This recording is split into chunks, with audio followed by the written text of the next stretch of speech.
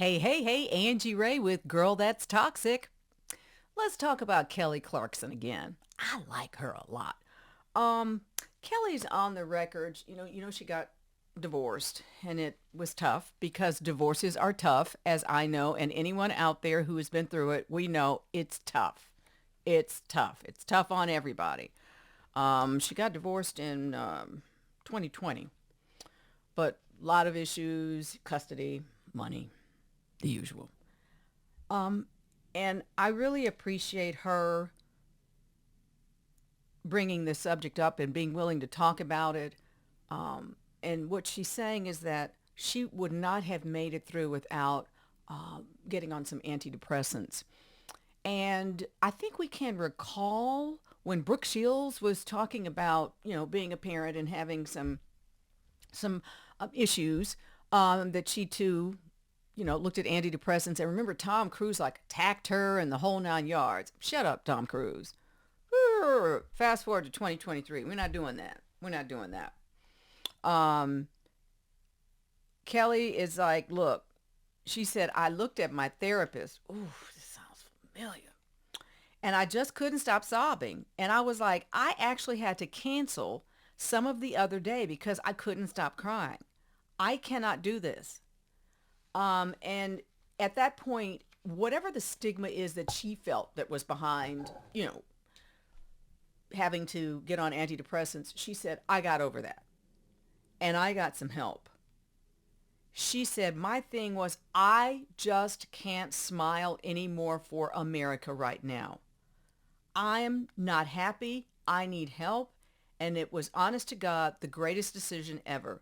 I wouldn't have made it without it.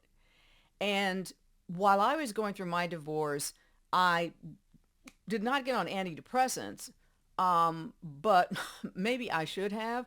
I had a job. I was a news anchor where I could go to work and put it behind me and, assume the position of the news anchor and what that entails. And the minute that was over, that 30 minutes was over, I was just back to being traumatized.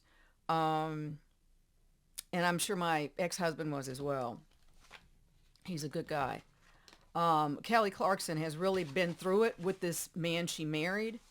And I just really have a lot of respect for her. And I'm not someone who has ever watched American Idol, ever. I've never seen an episode, but I know who she is. I have respect for her talent. And I have respect for the fact that this was the beginning of a large journey that we're seeing being realized now, which is a lot of these competition shows. But with American Idol, this woman, she was able to take her talent and she took it to a place in Hollywood where, yeah, music executives were like, two thumbs up, we want to deal with you. So it was this possibility that you can be on a reality show and you can turn it into something else. And she signified that. And I just have a lot of respect for her and the way she has lived her life and handled herself.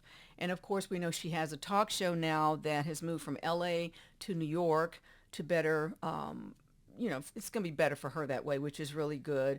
She was dealing with some toxicity at her talk show, and she made it clear that's not going to be a thing. I'm nipping that in the bud. And then something interesting she talks about is when she did win American Idol, how folks in Hollywood didn't see her as legitimate. And so people were rude to her. And all of a sudden, she has an album. She gets a Grammy. She's making herself known. Let's bring my girl up. She's making herself known. And all of a sudden, folks want to talk to her. It reminds me of Shonda Rhimes saying, before I lost weight, there were certain people in Hollywood, they would not even give me the time of day. But once I lost weight, that Hollywood is they some treacherous people. I'm just telling you right now. So I really loved reading this. And she also talks about folks who, her whole thing was, it's funny what money does. So once she had some money, folks are like, oh, no, no, no, we want to talk to you. We want to know who she is. We want to talk to her. And since Kelly Clarkson, her win and her success, let's look at some other people who got their start on shows that were reality competition shows. Did you know that Harry Styles, the one that everyone is just a tither about how fantastic he is. Harry Styles, how about Emma Stone? We know Emma Stone at the time. She was going by Emily Stone. They both made appearances on The X Factor. And this is my favorite.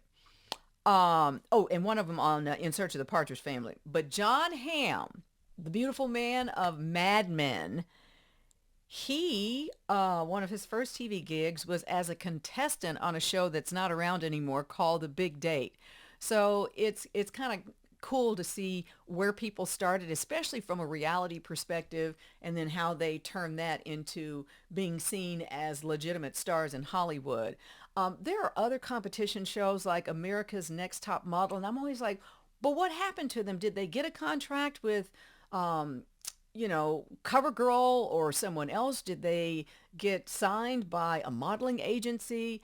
I just feel like a lot of the shows, like The Voice, what happens? I mean, you have a good voice. Do they help you get a contract?